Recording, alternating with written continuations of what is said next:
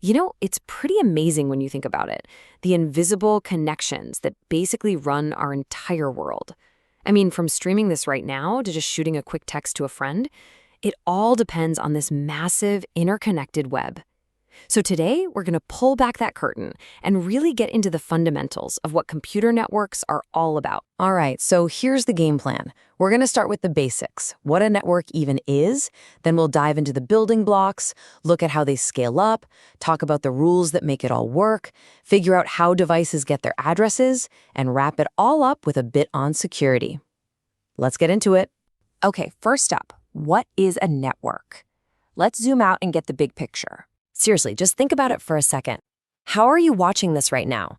The device you're holding is talking to a server that could be thousands of miles away, and it's all happening, well, instantly. So how does all this magic work? The answer, you guessed it, is a computer network. When you boil it all down, a computer network is actually pretty simple. It's just a bunch of interconnected devices, we're talking computers, phones, printers, you name it, that are all linked up so they can communicate. This lets them do two main things: share resources, like a single printer or an internet connection, and share information, like emails, files, or, this very explainer. So, that's the what, now for the how. How do we actually build one of these things? Well, it all boils down to a few key pieces of the puzzle. Okay, first up, we have what's called a node. And that's really just a fancy catch-all term for any device that's part of the network. So yeah, your computer, that's a node. Your phone, also a node. The server beaming this to you, definitely a node. Even things like your wireless earbuds or a shared printer account. Basically, if it can send, receive, or just pass along data, we call it a node.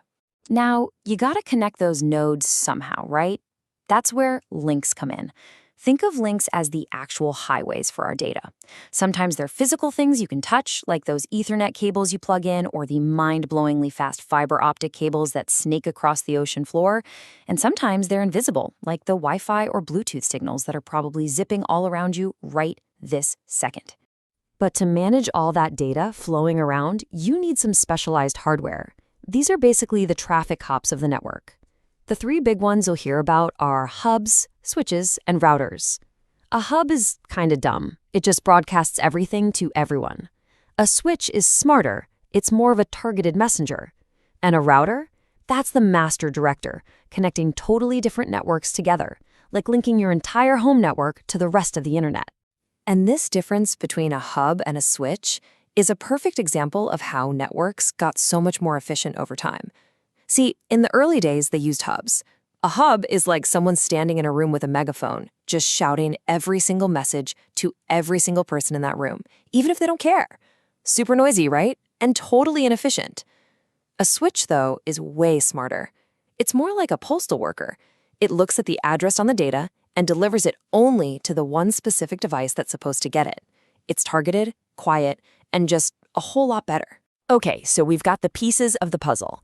Now let's see how we put them together to build networks both big and small, from just your room to literally the entire planet. So when we talk about scale, there are two big categories you need to know. First, you've got a LAN. That's a local area network. This is probably what you have at home or in your office. It's a small, private network connecting devices in one place. But when you start connecting those LANs together over a huge distance, say linking a company's offices in New York and Tokyo, you get a WAN, a wide area network. And what's the ultimate WAN? You're using it right now. It's the internet. And really, it all just comes down to a set of trade-offs. A LAN covers a small area so it can be super fast and relatively cheap to set up. It's private, you own it, and it's easy to maintain. But a WAN, it's the opposite. It has to cover massive distances, which means it's going to be slower than a LAN, way more expensive, and often relies on public infrastructure that's much harder to manage. All right, think about this. With billions of devices all trying to talk at once, how is it not just complete and utter chaos? Well, it all comes down to everyone agreeing to follow the same rules of the road. And that shared set of rules, that common language, is called a protocol. A protocol is basically an agreement. It defines everything: how a conversation starts, how the data should be formatted, what to do if something goes wrong, everything.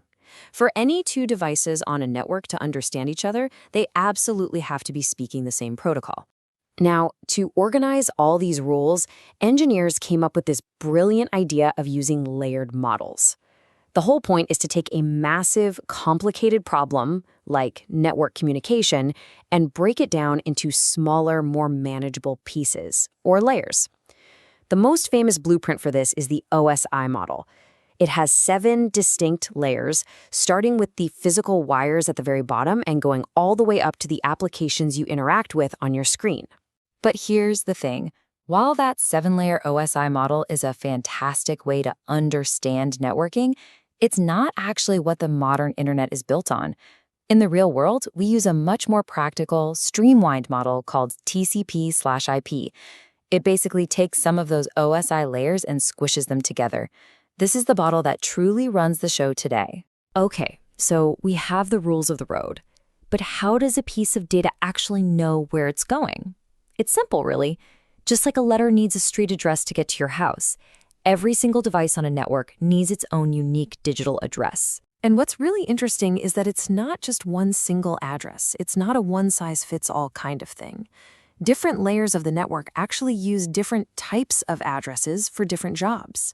And they all have to work together perfectly to get a message from an app on my computer all the way to an app on your computer. So let's start at the local level. On your home or office network, devices use something called a MAC address. The best way to think of this is like a unique serial number for your device's network card. It's a permanent code that's literally burned into the hardware at the factory. And this is the address that a switch uses to make sure data gets to the right computer inside your local network, your LAN. But what happens when you need to send data outside your local network, across the entire internet? For that, you need a different kind of address, an IP address. Now, this one is a logical address, which just means it can change. It works just like your home's mailing address. It's what routers all over the world use to figure out the best possible path to send your data from your network to some other network, no matter where it is on the globe. Let's be honest, though. There's no way any of us are going to remember a long string of numbers for every website we visit. And that's exactly why we have the Domain Name System, or DNS. You can think of it as the internet's giant address book. When you type a simple name like geeksforgeeks.org into your browser, your computer sends that name to a DNS server. The server looks it up, finds the matching IP address, and sends it back. Only then can your computer make the actual connection. All right, last section. We've built our network. We've connected it to the entire world. But we're not done. There is one final, absolutely critical step. We have to keep it secure. And our first line of defense is almost always a firewall. A firewall is basically a digital security guard that stands at the entrance to your network. Its job is to inspect every single piece of data trying to get in or out.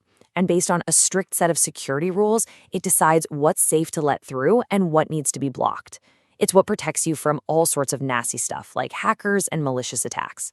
So there you have it. From the massive cables lying on the ocean floor to the invisible wireless signals bouncing all around us, our entire world is literally woven together by these networks. They've become the fundamental fabric of our digital lives. And that leaves us with one big question to think about. As technology keeps racing forward, what's the next thread in that fabric going to look like?